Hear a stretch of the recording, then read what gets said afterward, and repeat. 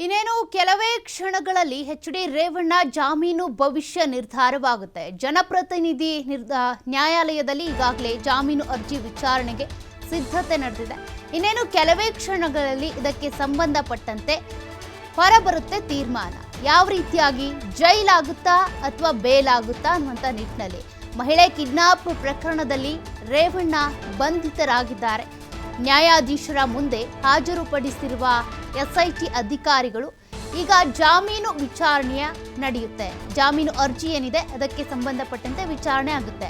ಶನಿವಾರ ಮಧ್ಯಂತರ ಜಾಮೀನು ಅರ್ಜಿಯನ್ನ ಕೋರಿದ್ರು. ಅದಾದ ಬಳಿಕ ಆ ಮಧ್ಯಂತರ ಜಾಮೀನು ಅರ್ಜಿ ಏನಿದೆ ವಜಾಗೊಂಡ ತಕ್ಷಣವೇ ಅವತ್ತಿನ ದಿನ ಸಂಜೆನೆ ಎಚ್.ಡಿ. ರೇವಣ್ಣ ಅವರನ್ನ ಎಸ್ಐಟಿ ಅಧಿಕಾರಿಗಳೇನಿದ್ದಾರೆ ಬಂಧಿಸಿದ್ರು. ಅವತ್ತಿನಿಂದ 4 ದಿನಗಳ ಕಾಲ ಕಸ್ಟಡಿಗೆ ಕೂಡ ಪಡ್ಕೊಂಡಿದ್ರು. ಅದರ ಮಧ್ಯದಲ್ಲೇ ಜಾಮೀನು ಅರ್ಜಿ ಏನಿದೆ ಅದನ್ನು ಕೂಡ ಮುಂದೂಡಲಾಗಿತ್ತು. ಇವತ್ತು 2:45ಕ್ಕೆ ಅರ್ಜಿ ವಿಚಾರಣೆ ನಡೆಯುತ್ತೆ ಅಂತ ಕೂಡ ತಿಳಿಸಲಾಗಿತ್ತು.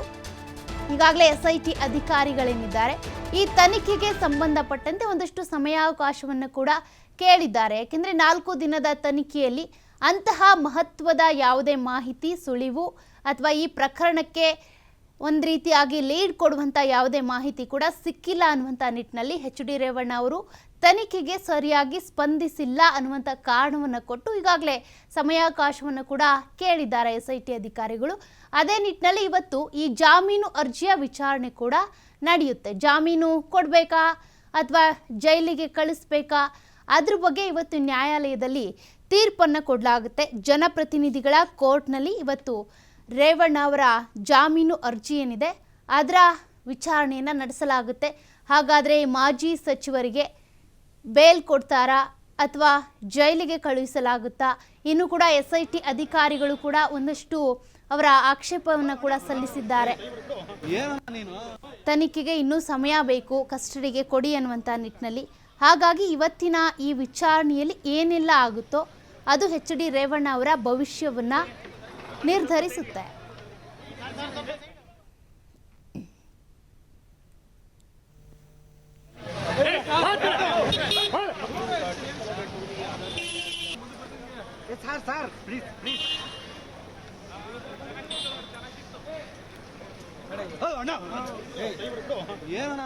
ಮಾಜಿ ಸಚಿವ ಎಚ್.ಡಿ. ರೇವಣ್ಣ ಅವರನ್ನ ಈಗಾಗಲೇ ಕಸ್ಟಡಿಗೆ ಪಡ್ಕೊಂಡಿದ್ರು ಎಸ್ಐಟಿ ಅಧಿಕಾರಿಗಳು. ಆ ಸಂದರ್ಭದಲ್ಲಿ ಸತೀಶ್ ಬಾಬು ಮತ್ತೆ ಎಚ್.ಡಿ. ರೇವಣ್ಣ ಇಬ್ಬರನ್ನು ಕೂಡ ತನಿಖೆಗೊಳಪಡಿಸಿದ್ರು. ಇಬ್ಬರನ್ನು ಪ್ರತ್ಯೇಕವಾಗಿ ತನಿಖೆ ಮಾಡಿದ್ರು. ಅದೇ ರೀತಿಯಾಗಿ ಒಟ್ಟಿಗೆ ಕೂರಿಸಿ ತನಿಖೆ ಮಾಡಿದ್ರು. ಅದೆಲ್ಲ ಆದ ಬಳಿಕ ಕೂಡ ಈ ಒಂದು ಪ್ರಕರಣಕ್ಕೆ ಸಂಬಂಧಪಟ್ಟಂತೆ ಅಂದರೆ ಸಂತ್ರಸ್ತಿಯನ್ನ ಕಿಡ್ನ್ಯಾಪ್ ಮಾಡಿದ್ರು ಅನ್ನುವಂಥ ಪ್ರಕರಣಕ್ಕೆ ಸಂಬಂಧಪಟ್ಟಂತೆ ಯಾವುದೇ ರೀತಿಯ ಸರಿಯಾದ ಮಾಹಿತಿಗಳು ಇನ್ನೂ ಕೂಡ ಲಭ್ಯವಾಗ್ತಾ ಇಲ್ಲ. ಒಂದು ರೀತಿಯಾಗಿ ಗೊಂದಲ ಇದೆ. ಹಾಗಾಗಿ ಇನ್ನೂ ಕೂಡ ಕಸ್ಟಡಿಗೆ ಕೊಡಿ ಅಂತ ಎಸ್ಐಟಿ ಅಧಿಕಾರಿಗಳು ಕೇಳುವಂಥ ಸಾಧ್ಯತೆಗಳೇ ದಟ್ಟವಾಗ್ತಾ ಇದೆ. ಎಸ್ಐಟಿಗೆ ಕೊಟ್ಟರೂ ಕೊಡ್ಬೋದು. ಮತ್ತೆ ಇವತ್ತು ನಡೆಯುವಂಥ ಈ ಜಾಮೀನು ಅರ್ಜಿ ವಿಚಾರಣೆ ಏನಿದೆ ಅದಕ್ಕೆ ಸಂಬಂಧಪಟ್ಟಂತೆ ನ್ಯಾಯಾಲಯದಲ್ಲಿ ಯಾವ ರೀತಿಯ ತೀರ್ಮಾನವನ್ನು ತೆಗೆದುಕೊಳ್ಳಲಾಗುತ್ತೆ, ಜಾಮೀನನ್ನು ಕೊಟ್ಬಿಟ್ರೆ ಸಾಕ್ಷ್ಯ ನಾಶ ಮಾಡ್ತಾರೆ ಅನ್ನುವಂಥ ಒಂದಷ್ಟು ಸಾಧ್ಯತೆಗಳಿರುತ್ತೆ. ಹಾಗಾಗಿ ಆ ನಿಟ್ಟಿನಲ್ಲಿ ಜಾಮೀನು ಕೊಡಬೇಕೋ ಬೇಡವೋ ಅನ್ನುವಂಥ ಪ್ರಶ್ನೆ ಕೂಡ ನ್ಯಾಯಾಲಯದ ಮುಂದೆ ಇರುತ್ತೆ. ಇತ್ತ ಎಸ್ಐಟಿ ಅಧಿಕಾರಿಗಳು ಕೂಡ ನಮಗೆ ತನಿಖೆಗೆ ಸಮಯಾವಕಾಶ ಸಾಕಾಗಿಲ್ಲ, ಈಗ ಮಾಡಿದಂಥ ತನಿಖೆಯಲ್ಲಿ ಸರಿಯಾದ ಮಾಹಿತಿ ಸಿಕ್ಕಿಲ್ಲ, ಹಾಗಾಗಿ ನಮಗೆ ತನಿಖೆಗೆ ಅಂತ ಮತ್ತೆ ಕಸ್ಟಡಿಗೆ ತೆಗೆದುಕೊಳ್ಳೋದಕ್ಕೆ ಅವಕಾಶ ಕೊಡಿ ಅಂತ ಕೇಳುವಂಥ ಸಾಧ್ಯತೆಗಳು ಕೂಡ ಇದ್ದಾವೆ.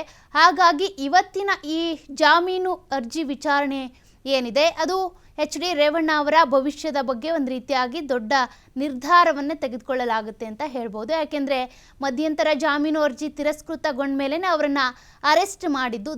ಅವರ ಯಾವ ರೀತಿಯಾಗಿ 25 ನಿಮಿಷಗಳ ಕಾಲ ಕೂಡ ಎಸ್ಐಟಿ ಅಧಿಕಾರಿಗಳು ಕಾದು ಅದಾದ ಮೇಲೆ ಅರೆಸ್ಟ್ ಮಾಡುವಂಥ ಪರಿಸ್ಥಿತಿ ಬಂದಿತ್ತು. ಹಾಗಾಗಿ ಈಗ ಸದ್ಯಕ್ಕೆ ಎಚ್.ಡಿ. ರೇವಣ್ಣ ಅವರ ಜಾಮೀನು ಅರ್ಜಿ ಏನಿದೆ ಇವತ್ತು ವಿಚಾರಣೆ ಆಗುತ್ತೆ. ಇನ್ನೇನು ಕೆಲವೇ ಕ್ಷಣಗಳಲ್ಲಿ ವಿಚಾರಣೆ ಮಾಡಲಾಗುತ್ತೆ ಜನಪ್ರತಿನಿಧಿಗಳ ಕೋರ್ಟ್ನಲ್ಲಿ. ಹಾಗಾದರೆ ಕೋರ್ಟ್ನಲ್ಲಿ ಯಾವ ತೀರ್ಪು ಹೊರಬರುತ್ತೆ? ಜಾಮೀನನ್ನು ಕೊಡ್ತಾರಾ ಅಥವಾ ಜೈಲಿಗೆ ಕಳಿಸ್ತಾರಾ? ಎಸ್ಐಟಿ ಅಧಿಕಾರಿಗಳಿಗೆ ಮತ್ತೆ ಎಷ್ಟು ದಿನಗಳ ಕಾಲ ಕಸ್ಟಡಿಗೆ ಕೊಡಬಹುದಾ ಅನ್ನುವಂಥ ಸಾಧ್ಯತೆಗಳೆಲ್ಲ ಕೂಡ ಇದ್ದಾವೆ. ಇದೆಲ್ಲದಕ್ಕೂ ಉತ್ತರ ಸಿಗಬೇಕು ಅಂದರೆ ಇವತ್ತಿನ ವಿಚಾರಣೆ ನಡೀಬೇಕು. ವಿಚಾರಣೆ ಆದ ಬಳಿಕ ನ್ಯಾಯಾಲಯದಿಂದ ಏನು ತೀರ್ಪು ಹೊರಬರುತ್ತೆ ಅದಾದ ಬಳಿಕನೇ ಮಾಹಿತಿ ಲಭ್ಯವಾಗುತ್ತೆ ಇದಕ್ಕೆ ಸಂಬಂಧಪಟ್ಟಂತೆ.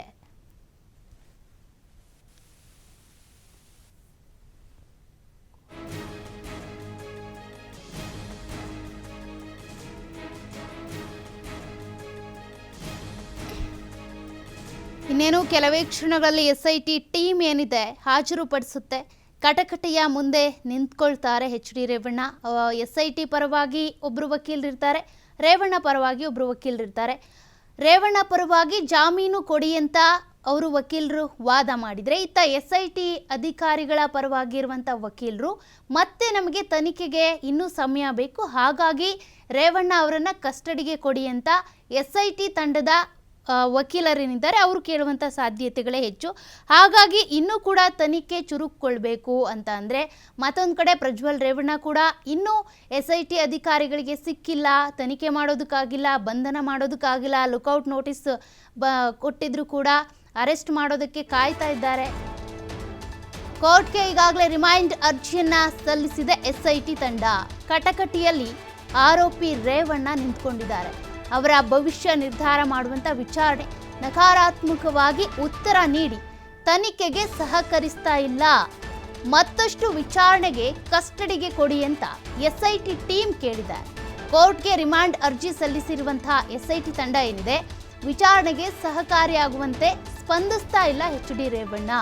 ಹಾಗಾಗಿ ನಮಗೆ ಯಾವ ಮಾಹಿತಿಯನ್ನು ಕೂಡ ಕಲೆ ಹಾಕೋದಕ್ಕಾಗ್ತಾ ಇಲ್ಲ, ನಕಾರಾತ್ಮಕವಾಗಿ ಉತ್ತರ ಕೊಡ್ತಿದ್ದಾರೆ, ತನಿಖೆಗೆ ಸಹಕಾರ ನೀಡ್ತಿಲ್ಲ. ಮತ್ತಷ್ಟು ತನಿಖೆ ನಡಿಬೇಕು, ಈ ವಿಚಾರಣೆಯಲ್ಲಿ ನಮಗೆ ಮಾಹಿತಿ ಸಿಗಬೇಕು ಅಂತ ಅಂದರೆ ನಮಗೆ ಮತ್ತೆ ಕಸ್ಟಡಿ ಕೊಡಿ ಅಂತ SIT ತಂಡ ಕೇಳಿದೆ. SIT ತಂಡದ ಪರವಾಗಿ ಇರುವಂಥ ವಕೀಲರೇನಿದ್ದಾರೆ ಅವರ ವಾದ ಈ ರೀತಿಯಾಗಿದೆ.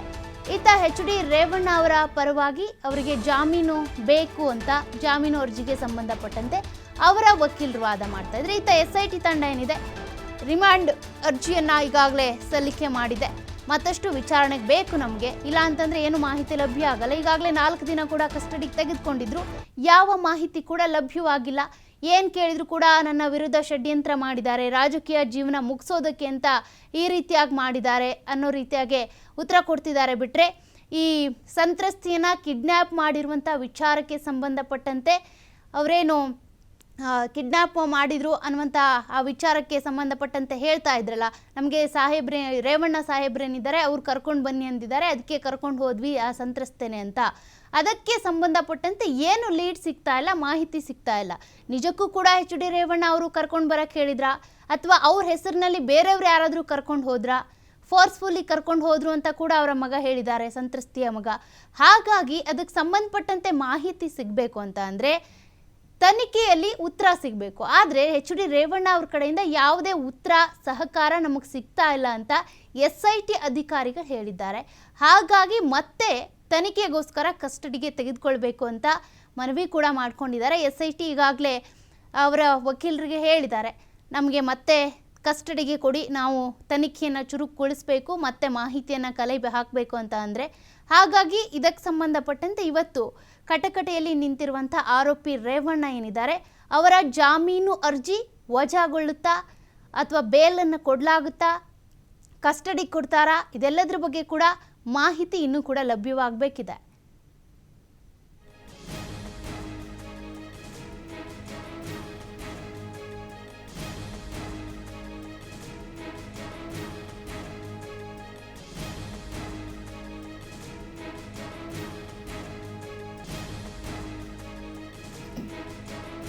ಈಗಾಗಲೇ HD ರೇವಣ್ಣ ಅವರನ್ನ ವೈದ್ಯಕೀಯ ಪರೀಕ್ಷೆಗೆ ಒಳಪಡಿಸಿ ಅದಾದ ಬಳಿಕ ಜನಪ್ರತಿನಿಧಿಗಳ ಕೋರ್ಟ್ಗೆ ಕರ್ಕೊಂಡು ಬರಲಾಗಿದೆ. ಯಾವುದೇ ರೀತಿಯ ಅಂದರೆ ಪ್ರತಿ ಬಾರಿ ಕೂಡ ಕೋರ್ಟ್ಗೆ ಹಾಜರುಪಡಿಸುವಂಥ ಸಂದರ್ಭದಲ್ಲಿ ಮತ್ತು ಕೋರ್ಟಿಂದ ಕಸ್ಟಡಿಗೆ ತೆಗೆದುಕೊಳ್ತಾ ಇದ್ದಾರೆ ಅಂತಂದರೆ ಆ ಸಂದರ್ಭದಲ್ಲೂ ಕೂಡ ಈ ಒಂದು ವೈದ್ಯಕೀಯ ಪರೀಕ್ಷೆಯನ್ನು ಮಾಡಲಾಗುತ್ತೆ.